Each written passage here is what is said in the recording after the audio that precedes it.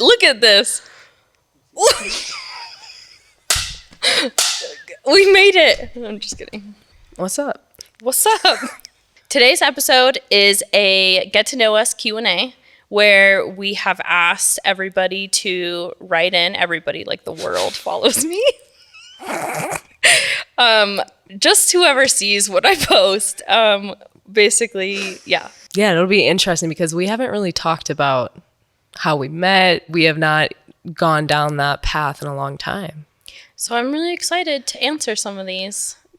One, because I love talking about myself. And two, because it's just nice to like reminisce and put us back in a headspace. When life is stressful, it's really nice to take yourself back to like happy moments or things that like bring you joy. So a lot of this stuff is going to bring us joy. Yeah, and it's exactly what you said. Like it's talking about a really happy time in our life and like how we fell in love. And I feel like that's always good for any relationship to bring you back to the foundation. Like remember. Exactly. Remember those feelings. I ain't forget now. Right. Facts. Okay. All right. Let's get into it. Hold up. Let's get into it.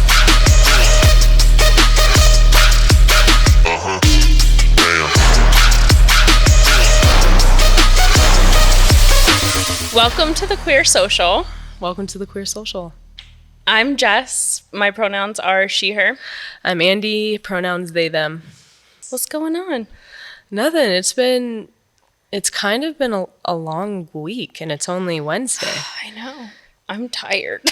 I'm tired too. No coffee in the world can solve what's happening to me right now. No, and I also feel like we just are going through it. We're going through it. We are juggling packing, baby, parenting, relationship always. We're doing a startup. Yep, our company. So that's just been very consuming. Very. Yeah. But we're like this close to the finish line. So I feel like for a lot of things. I feel like we're finally starting to see the light. It's just been a lot. Yeah. So but we're here. We made it to the couch. We made it to the couch. We put today. one more thing on our plate. We did. This is always fun, though. This fills my cup. We're talking about our life. We're talking about things that I feel like in 30 years from now, we're going to look back and be like, we did that. Remember when. Yeah. Yeah. So it's cool to like try to be present in the life as I'm living it. And right now, I feel like I'm very present with you when we're going through this. Love that for me, too. Should we life update? Yeah, that wasn't a life update. We did kind of life update, but there's more to the story. I went through probably a 2-week period where I didn't leave the house because we're living in a snow globe. We are. And it was constantly snowing for how long? Since December. I don't think it stopped snowing since December. Yeah. There's been more days of snow than not days of snow. Very true. And I think it's like record-breaking snow amounts. And I realized this winter that I am not a snow gal. I used to be a snow gal because I love to snowboard. But after having Milo, I'm not snowboarding, so I hate the fucking snow. I literally can't stand it, and I don't want to leave my house when I see a shit ton of white outside. So yeah, the snow is like really throwing a wrench in my life. It is. It's kind of like the rain. It is very debilitating in some senses because you're just stuck inside. You're either getting pelted in the face or falling. And I've had 3 very bad ice falls this winter. Roll the clip. No, there is a clip. Anyways, hate the winter. Moral of the story. What else we got? We're matching today. Yeah. That's not a life update. We typically do like to... We coordinate. We don't match. No. I learned from the very beginning of my relationship that Andie will not match me. Like the couples that you see fra-la-laing around in the same cute outfit, no, won't happen for me. You know what it is though? I respect your energy, right? Your vibe. You don't want me to copy your vibe, baby. My vibe is it's a state of mind. Wow. And I'm not trying to be cocky about it. It's kind of like Zaddy, right? Like Zaddy is a state of mind. Right. It's just a swagger. It's just a thing that you have in you. Okay. You're a So baddie. I don't have that, is what you're saying. Baby, I'm not going to call you zaddy. No, I don't want to be called zaddy. I'm just saying I don't have No, that you have state bad of mind bitch. you're talking about. You have a different state of mind. Okay. That's all I'm saying. So like when I dress to go with my state of mind. That's why my style is all over the place. Yeah. At the end of the day, though, I still look fire. Okay. You're not wrong about that. I know. So for anybody who have seen our like description on YouTube or in our bios anywhere, we do refer to Andie as Zaddy. But I just want to clarify that Andie's parent name is Zaza. Zaza. So mommy And Zaza. Mommy and Zaza Yeah. are our parent names. We just use daddy. We don't. That's for another time.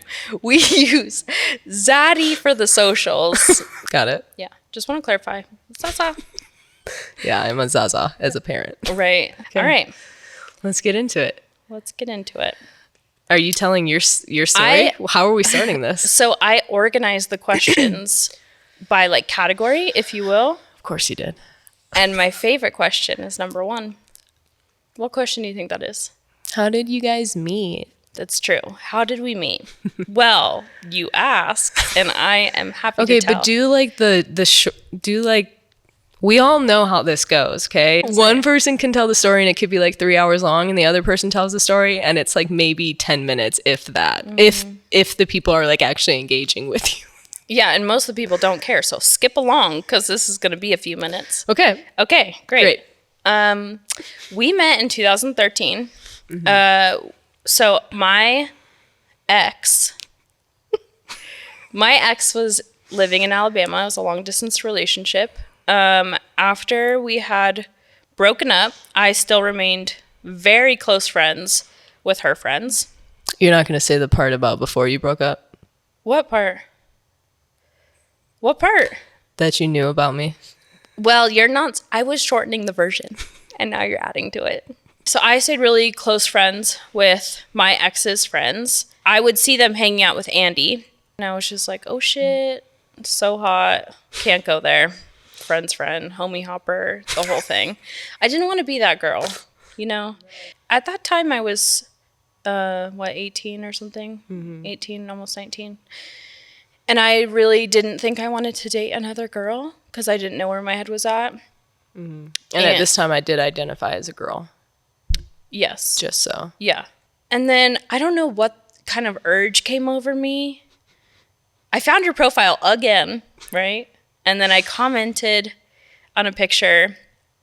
And I think in my head, I was like, this is harmless. Like, I am not going to go there. I'm just going to drop a comment and just move on. No, that's not what happened. I was obsessing to see if you liked or commented back to my comment. And you did. And that was the start of it. And then Andie messaged me on Facebook. We moved from Facebook to Snapchat. Snapchat is also a very dangerous game. We just had some fun on Snapchat. And then we moved to texting. And that's when shit got real. Yeah. Because Andie told me that they were going to fly to California to meet me. Cue instant panic. When you're talking to somebody online, it's different when you meet in person. It could either go like so far south or just be amazing. And I didn't want you to land in California and it just be like, this wasn't what I thought it was, or I don't know, just so many nerves. It makes me so sad to hear, though. Why? It's just because, like, there was never a doubt in my mind. I didn't know that, though. And I especially didn't know that when you landed. I picked Andie up at LAX, never having met them before in my life. And you know when you're like text back and forth, like, I'm going to kiss you so hard when I see you. Like, we're going to make out. Okay? Then Andie walks out. And Andie's on the phone. And at this point, it's just so awkward. I don't know what to do because we're not kissing, like we talked about. So I basically just wave you over to my car and open the back of my car and put your luggage in. Still on the phone. We get in the car, still on the phone. I start driving out of LAX. By this point, we still haven't said a word to each other, maybe a hand gesture, hello. And then Andie hangs up the phone and I'm like, hi. And you're like, what's up? You were playing it so cool. When did this turn into like a roast story? It's always been a roast story, but there's love that happens, right? So I was like, what can we do to remedy this situation? So I drive you to the beach. I'm like, let's just go get to know each other, sit on the sand, and just get comfy with each other. Well, that was a bad idea because I sat down and you sat 10 feet away from me. So instantly in my head, I was like, fuck, I just picked this person up. They thought they liked me on the internet. And then they saw me in person. And it's just not happening. You started throwing sand in my shoe also. Maybe go ahead. I don't recall that. Yes, you do. Yes, you do. Throwing sand in my shoe, maybe that was just like giddy, what is it, nervous behavior? But like you liked me so much, you didn't know how to express it. I don't know. I took it as this is terrible. This is going really bad. So then we get in the car, and if all of that wasn't a sign already that things weren't going great, Andie falls asleep. Andie fell asleep in my passenger seat. I literally look over like thinking we're going to have deep chats. Nope. Just zonked out. Can I? Go ahead. Yes, you can. Because in my defense, this is my first time to California. I get extremely, extremely motion sick very in bad. Any car that I'm in, bad. right? Mm-hmm. And I had never been in traffic before. So we were on the 405 during traffic hour, literally starting at stopping and going. And I was like, I'm either going to fucking throw up on this girl or I need to take my ass to sleep right now. Yeah, some type of verbal communication would have been great because I would have understood that. But when I look over and see that we're not going to chit chat and that you are zonked, I was like, even more of a red flag that this person does not want anything to do with me. I didn't know how to communicate to you at that point. Okay, now we're turning a corner here, okay? Andie wakes up. And Andie grabs my hand. You grabbed my hand to hold my hand. And I was like, oh, fuck, maybe they do like me after all. Welcome to the roller coaster ride of dating in Aries. Right. Okay. After that, quick sum up. We spent a week together in California. It was great. Mm-hmm. You went back home to Alabama. Yep. Called me and said, I'm moving to California. Dropped out of school. Mm-hmm. Left a scholarship.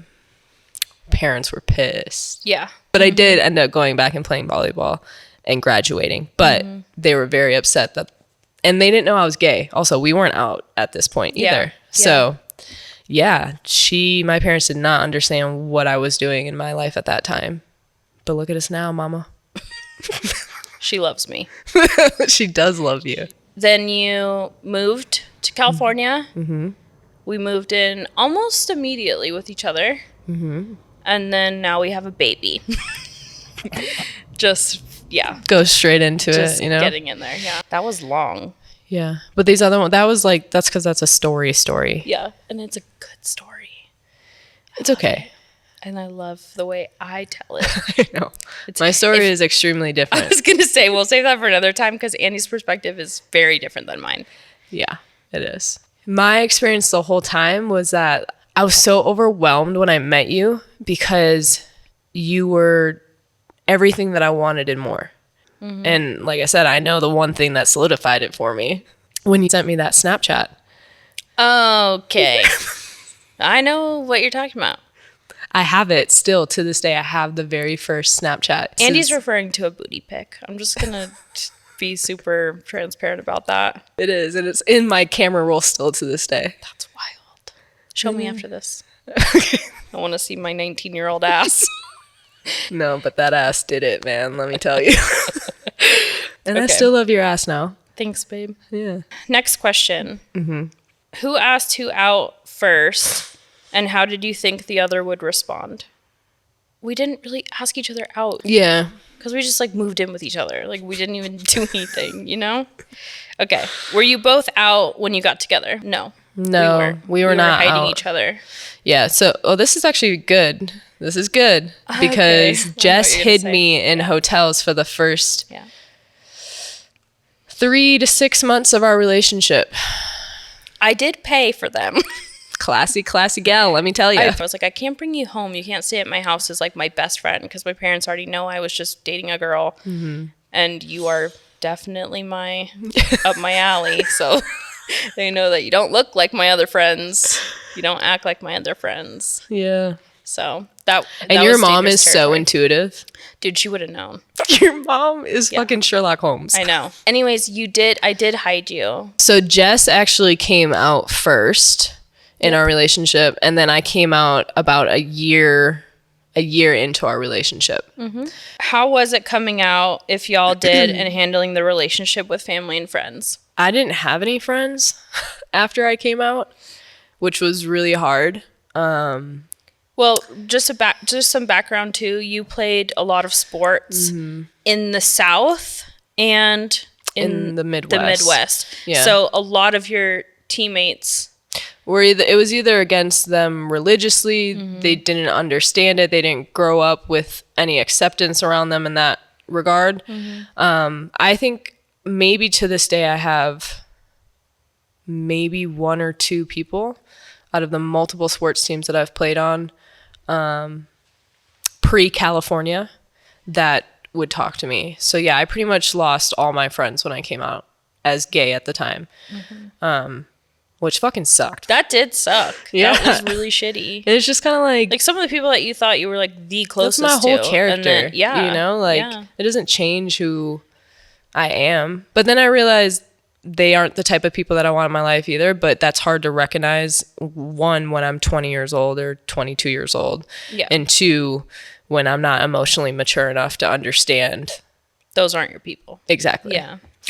Family, I would say both of our families were not for it, but didn't understand it. Does that make sense? Yeah. Like That's fair. my mom and dad were like, whatever makes you happy, but you could still tell that I was like, are you sure type thing. I was so scared to tell my parents though. I was so scared. And I think that's why I came out after Jess too, so much longer, because I never wanted to be a disappointment to my parents, like anybody. And then I think too, I have another sibling who is gay as well. So I saw the things that they went through, and that scared me even further into the closet. I was like, I didn't even know that I knew in 3rd grade I liked women because of Princess Diana. Like, Don't play. I'm not gonna lie there. But yeah. I had a bit of a different experience. I'm going to say outed. I was a little bit forced to come out because I was being dishonest. So my parents were catching on to all my lies, and they were like, give me your phone. At that point, I don't pay the bill. What am I going to do? So I handed it over, and it outed me. And I had a little explaining to do. And it was fine after that. Where we are today, I would not trade anything for the world because we are all so close. And it is wild. Yeah. Because your mom is like one of my best friends, and your dad is now my dad, you know, especially because my dad has dementia. So when I think about a fatherly figure in my life, it's your dad. yeah, it's special. It is. Who said I love you first, and when did you know you love Jess? Wait, what? It sounds like I wrote that myself. Who said I love you first? When did you know you loved Jess? How did you know Jess was the one? Wow, this is a lot of Jess questions. Is this the end, and vice versa. So it's like they and want vice both versa. sides. Okay. But I feel good about that. Okay. I said I love you first. I remember when we were first dating, you said, I think I almost love you.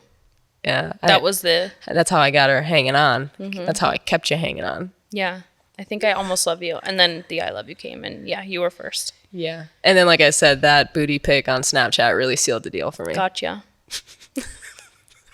I knew Jess was the one within the first month of us being together. And I said that to you. I wrote it in journals. I said, I know that I'm going to marry you. Didn't make sense to me at the time, but it just was a gut feeling. Yeah.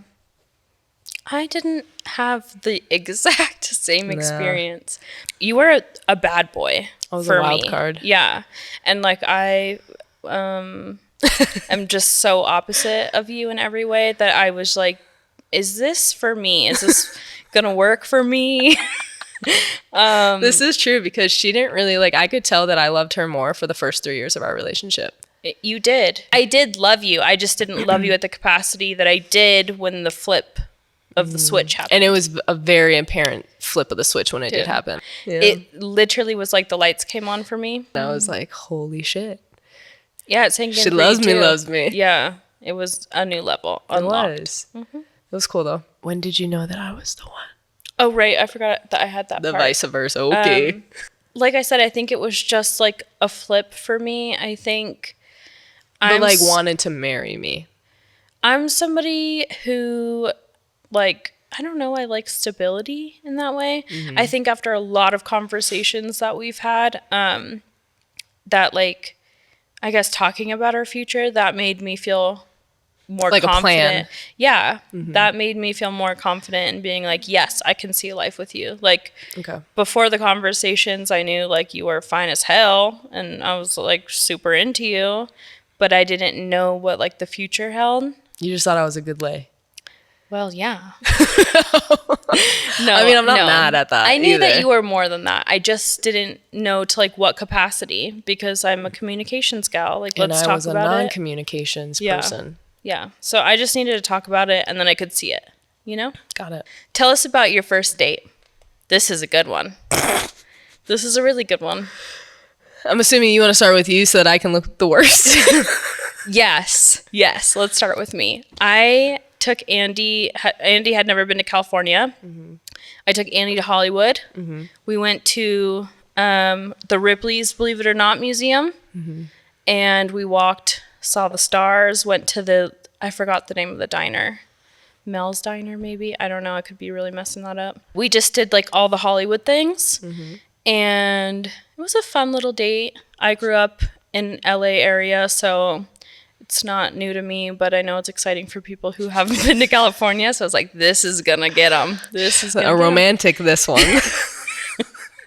Look at that sign. Let's go see some homeless people and really fuck up your view of California. Is that what happened?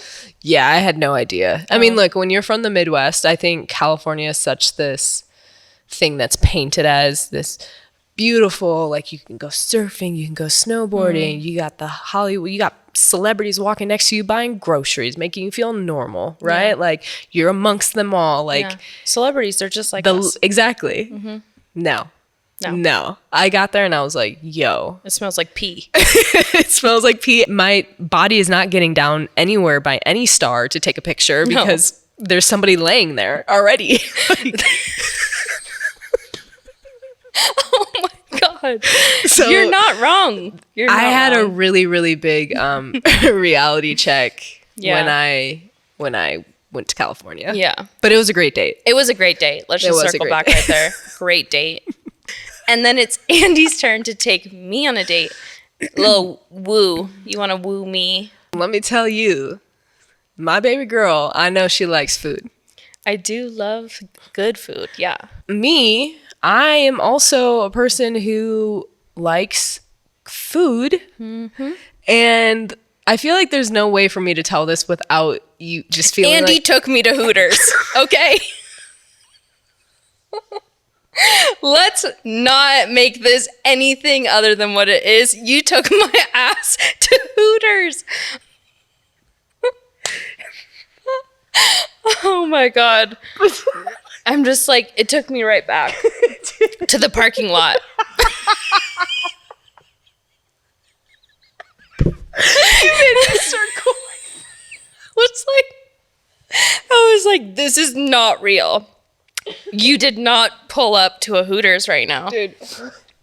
Wait, Hooters has fire wings. Oh my God. Yeah, you cannot hate on Hooters. And their ranch. Let me just. You're a ranch gal. I'm a ranch gal. And you guys, I'll give you that. I was so confident in this date. We pulled up to the parking lot, and immediately I was like, no, you didn't. This is a joke. And you're like, no. Oh my God. Like, Andie was scared. And I was like, oh, fuck this. Like, you're serious. Okay. Obviously, the fucking Hooter date did it. I wouldn't say that, did it? No. No, I can't. It did a little bit. No. We still fucked that night. We did. Moving on. How long did you guys plan the baby journey, and how did y'all decide it's time? The transition from Hooters to having a baby is like, I didn't think this one through. I told you, Hooters did it. That's why. Now we have a kid. So I would say... I think we've always talked about having kids, like you especially. Very verbal, Jess has always been very verbal about that. I was always way more reserved because I didn't want to have kids. It just was something that I never really saw for me in my life or a reason to. And then I met Jess, and I saw Jess with kids. I saw Jess with babies. And there was this thing in me where I was like, well, if there's anyone that I'm going to have a child with, it's going to be you. And I think a big thing of it too was I know me as a person, nurturing and being affectionate, those aren't my strong suits. So I'm very aware of that. And I didn't ever want to bring a kid into this world where I didn't have those skills or like those things to give that person. So yeah, I think even though I didn't want kids for a majority of our relationship, I was like, yeah, you know. But you didn't verbalize that to me because you knew that would be the end of us. Exactly. Because I am such a baby person. I've always wanted to be a mom. So in that moment, I knew I would lose you if I didn't. Yeah, you really weren't verbal about it. But I obviously I think you sensed felt it. Hesitancy, yes. Yeah. But with a lot of conversation and knowing like, no two parents are alike. Like one parent is always going to have something that the other parent doesn't. Like to have two of the same people would be crazy. Yeah. So the fact that I knew I got that and I could validate that for you, like you don't have to worry about it because I can provide that. I think having the balance of, I don't know, the way both of us are just made both of us more confident to be like, yes, we could do this. I think that's why we did end up waiting so long. We waited until we were 9 years of being together to start that journey. So everyone's different, but I think too, we love us. True. We loved traveling. We loved just us, like our day to day, like everything about it. And I knew that I wasn't ready for a good part of our relationship to add a third situation in there because I was selfish. I wanted my time with you. And I would have been ready a long time ago, but I think because we did wait, like it did put us in a way better space. Absolutely. I think, because I didn't ever want to resent you or like be like, why did we do this too soon or any, and like God forbid I did feel that way because I wasn't going into it feeling the most confident anyway, you know? And being a same-sex couple, you have to plan naturally, so you have to plan it. So we did just talk about it, and then we got to a good place. And I think when we decided that it was time, we were kind of like basing it around when we were getting married, just because it made sense for us, not because we were traditional in any way.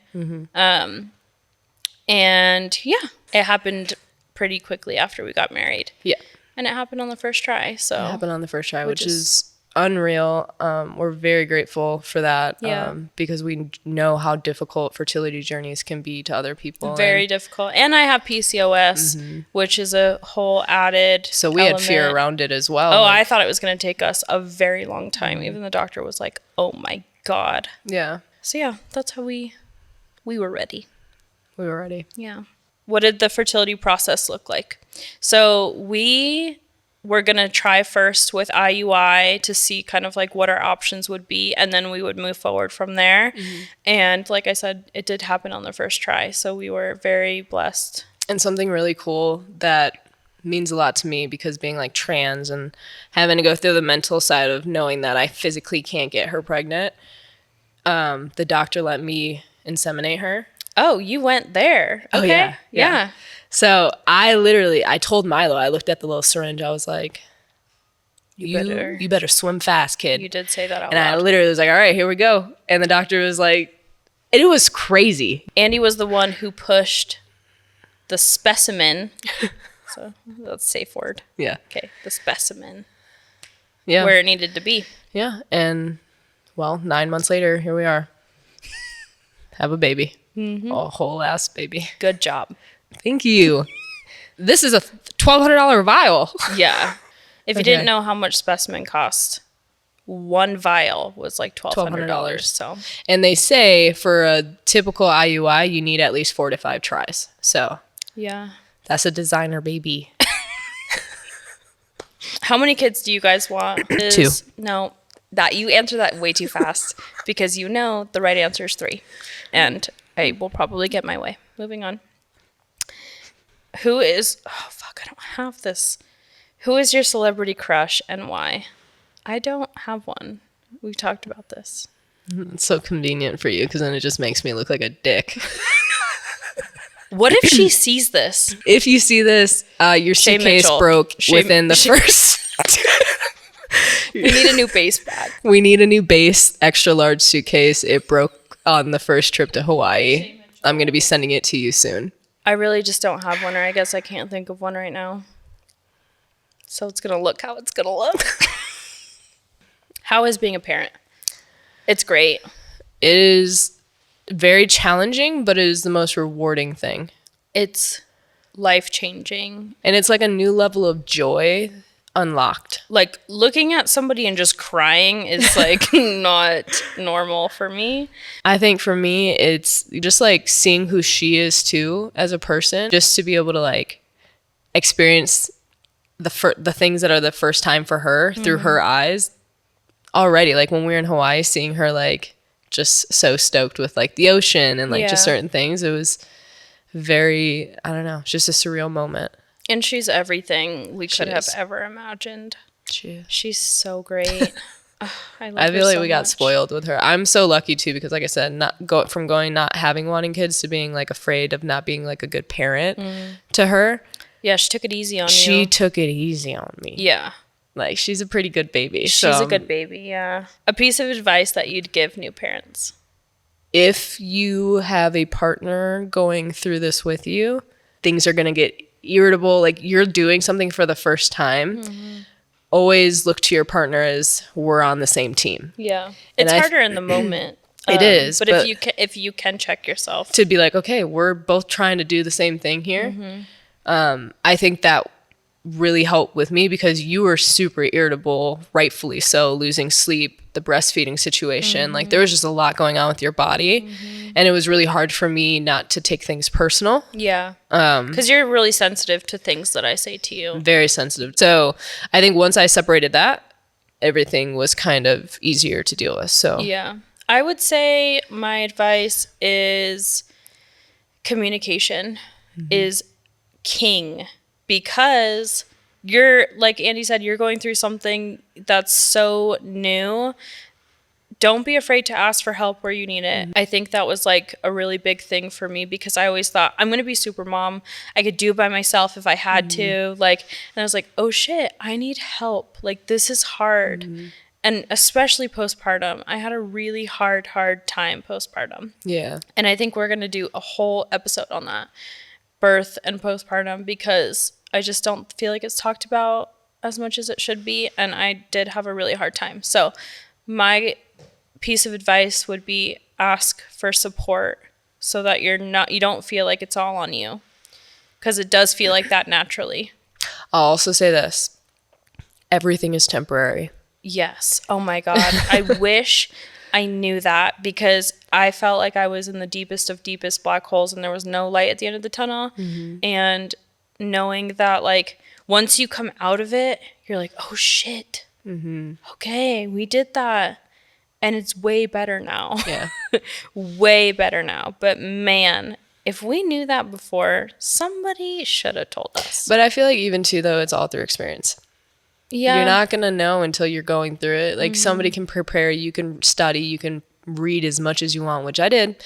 I went into black holes, too much stuff, like baby being born with teeth You too were much very stuff. concerned Okay. about that. I was very concerned I for know, you. yeah. Yeah, just, I don't even know where my thought was. Now I'm just picturing baby teeth. There's light at the end of the tunnel. Light at the end of the tunnel. Next question. What are some things that you've learned about each other after having a baby? I learned that Jessica is the strongest human that I know on this planet. Wow.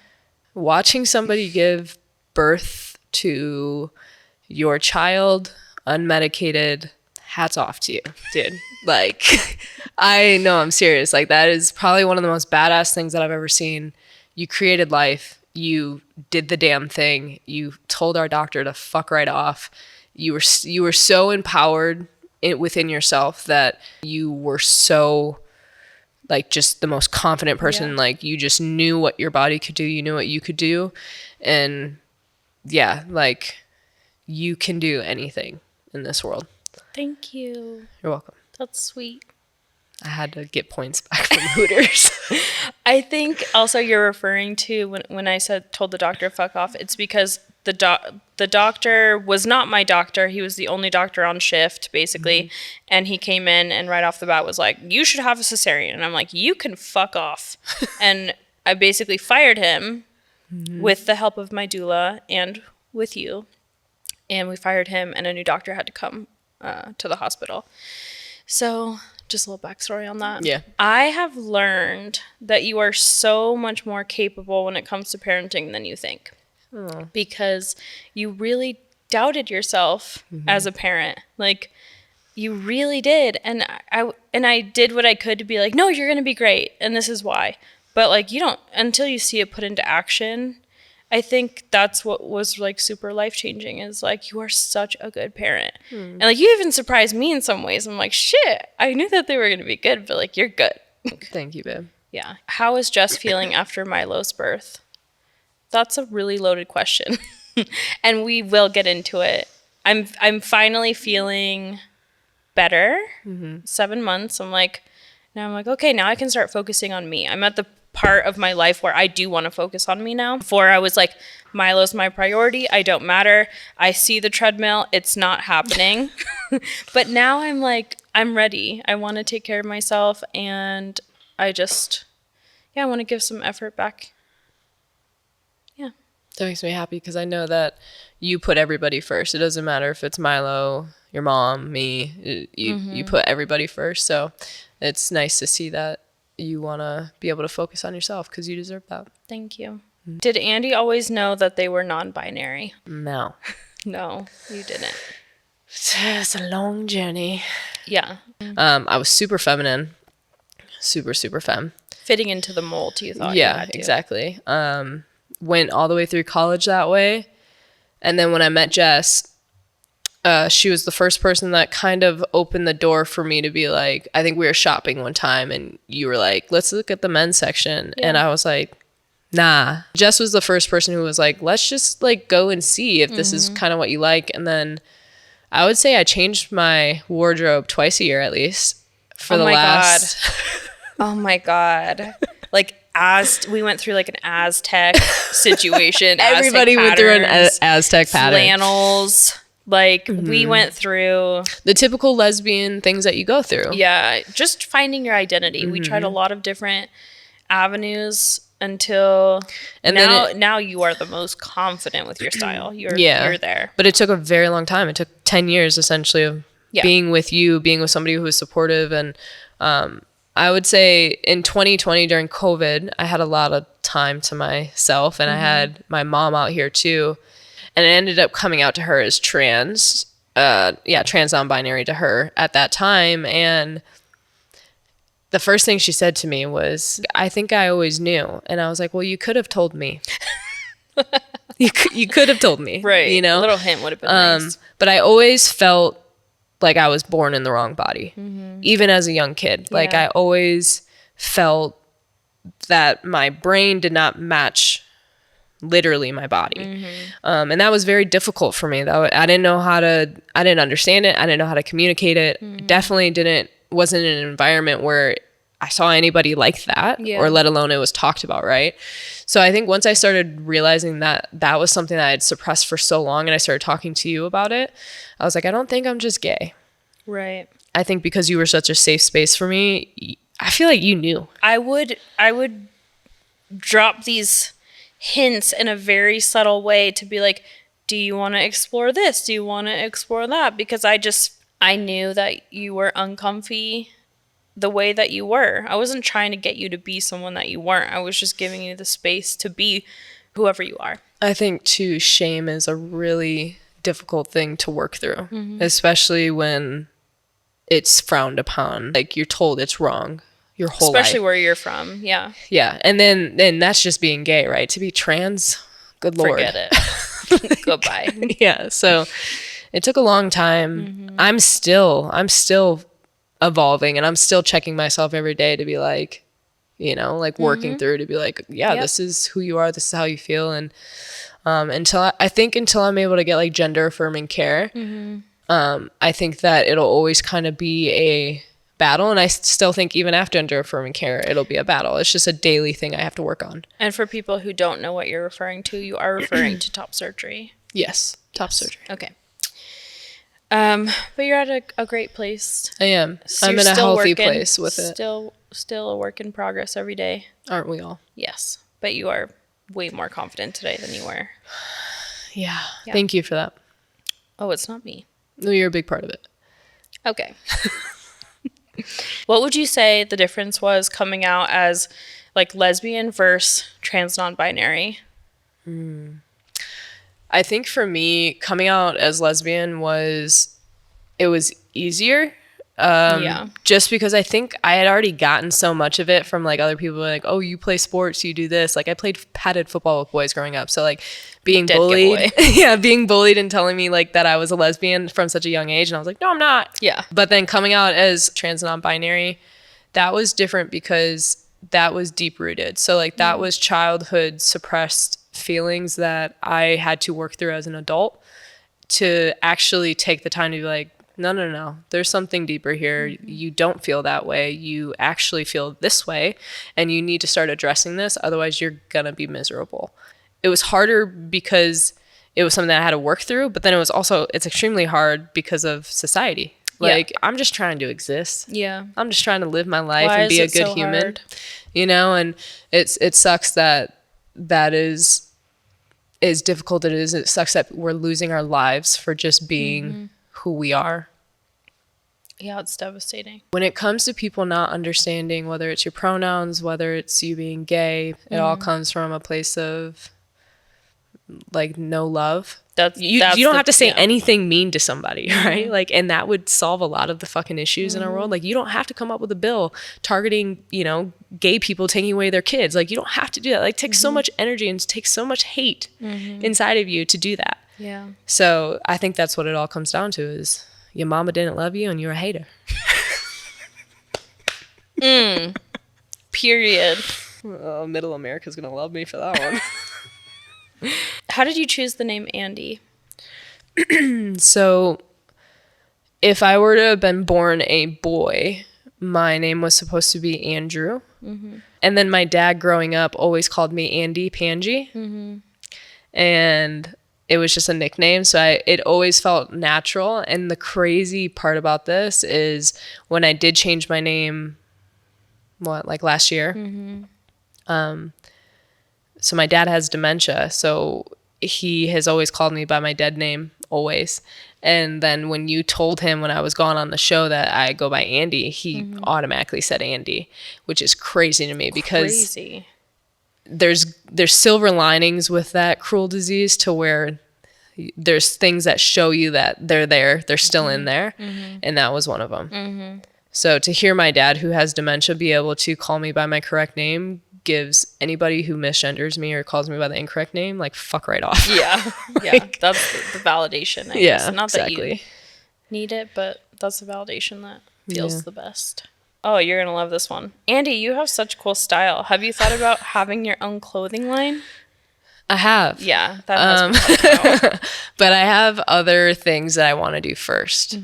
I think one day it could happen and you would do really well. Yeah, that'd be cool. Yeah. Where do you differ the most and where are you most similar? We're opposites. We're complete opposites. She is water, I am fire. But in every sense. in every sense, we are opposite. You'll see this more as we like show ourselves and our personality. But like, Andie's like rebellious to the core. I think impulsive. It's in my nature to test any boundary that may be given to me just to see how flexible that boundary can be. Yes, it's natural for you. Yeah. You're very smart. Like most of what you say goes over my head.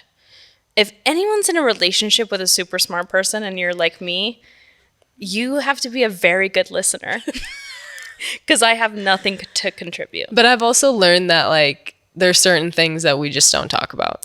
Yeah, you can have that conversation about... What you got? I don't know. I can't even pull something out of my ass right now. Whatever smart things you want to talk about... Get into it with someone who knows what they're saying. Yeah. And the thing is like, I know the things that our relationship has, and I know the things that my relationships with my friends are for, you know? Yeah, exactly. So it's okay. Save it for your friends. Just kidding. Is it my turn? Okay, yeah. Okay. So Jess is the kindest person. You always put other people before you.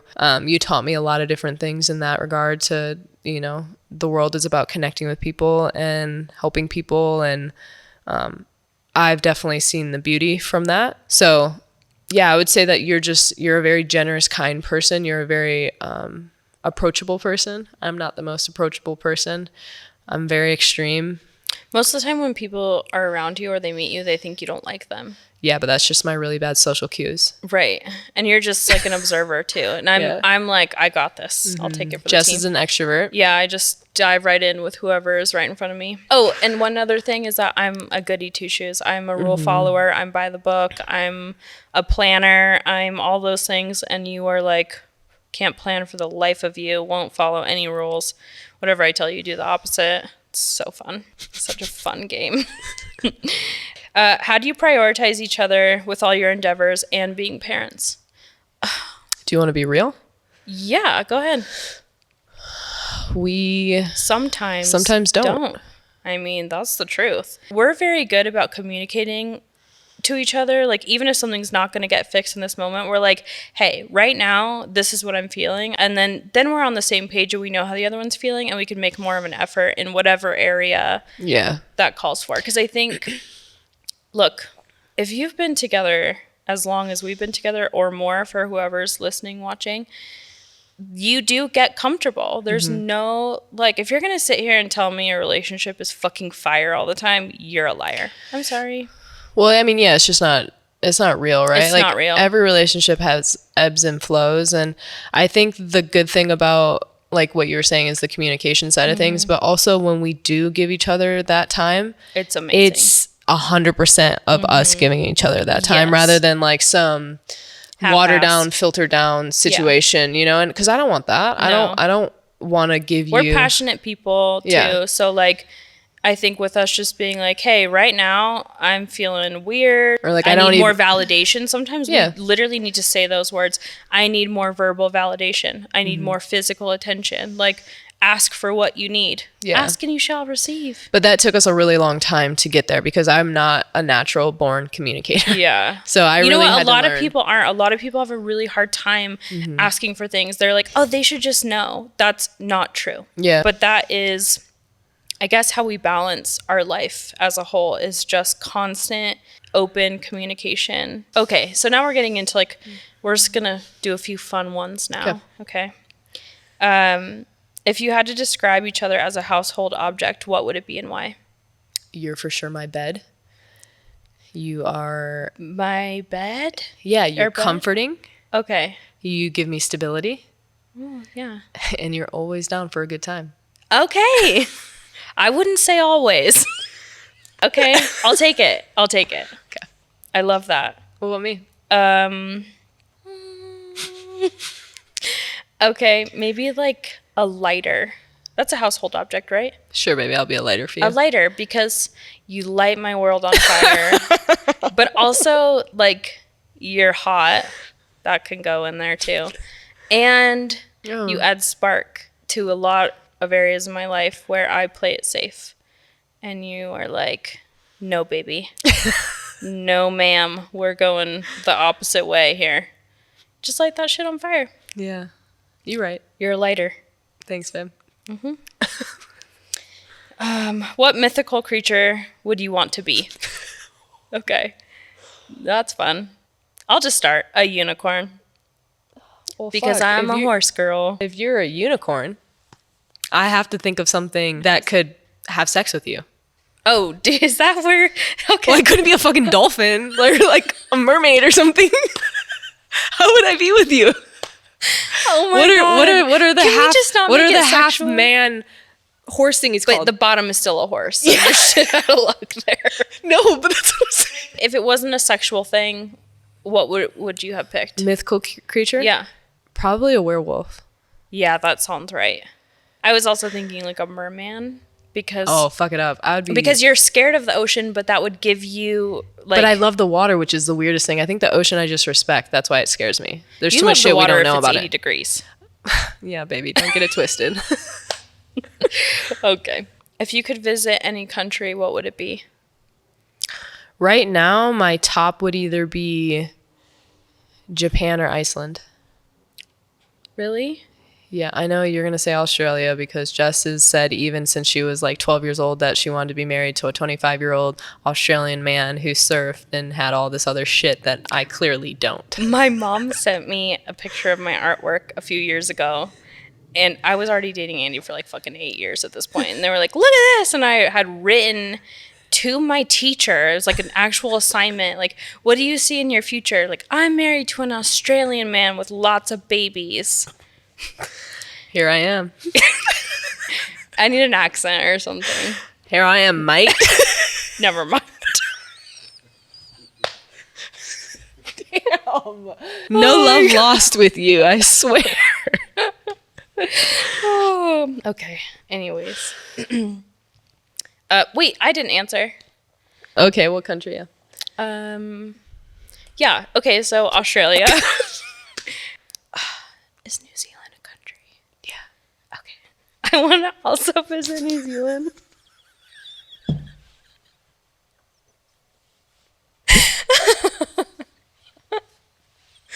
If I pull up a map, can you tell me? No.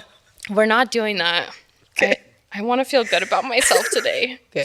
Okay. You know where New Zealand is, baby. Okay. How did Jess feel when you were taping The Traitors? I felt lonely as fuck because Andy and I spent every single day together, every single minute together, and it was very hard for me. I was pregnant in my second trimester, going into my third trimester. Yeah, I was lonely. I hated not having you there. I hated having zero communication with you. Zero. And that was really hard for me. But I got through it because I knew it was temporary and you were coming home eventually. Hopefully with the money, but you didn't, so it's fine. Wow. We're there. We're not a too soon or anything. Sorry. What's your life goals for next year? My personal life goals for next year are to obviously have our company up and running. Have it hopefully be successful. Hopefully have top surgery. Also hopefully start the process of either freezing my eggs or just going for IUI with you again. So on to baby number 2. Yeah. I would say my goals are, yes, baby number 2. I want to be at a good place with our career. And I want Milo to experience as much as she can wherever we can. Yeah. So just continuing to show her life. Traveling and everything. Yeah. Just kind of like, I want her to have a lot of memories under her belt when we look back in a year from now and be like, damn, that year was cool. I don't remember shit, but that year was cool. My parents did the most. Yeah. Yeah. I want to do that. Okay. Was that it? Yeah. Yeah, that was it. Well, that's a little bit about us. That's a little bit. That's a lot of bit about us. That's the most I feel like we've shared ever. Hopefully you know a little bit more about us. You'll continue to learn more in the next few episodes. And just a little mention, if you're listening on any of the platforms, just take a little ride over to YouTube and press play because we have a really cool set here. Yeah, we do. And It's a cool little setup. Shout out to Dream Pilots. Shout out to DreamPilot, Dude. killing it. Killed it. Look at this quality. Look at this quality. We weren't fucking around. No. Okay? Yeah, it's good to work together. Yeah. Anyways, watch the YouTube, guys, but also listen wherever you want to listen. And if sometimes we say things that we just forget that you can't see us. Yeah. But hi. Hi, And also bye. If you liked this video and you liked hanging out with us on the couch, just like, subscribe, comment. I see your comments. I comment back, even to the haters. I'm like, I love you. So follow our socials. 2 Babes, 1 Barn, and the Queer Social. Damn. You did Nailed it. Did the whole thing. No. I feel like we should just leave on that. Yeah. Great. Damn.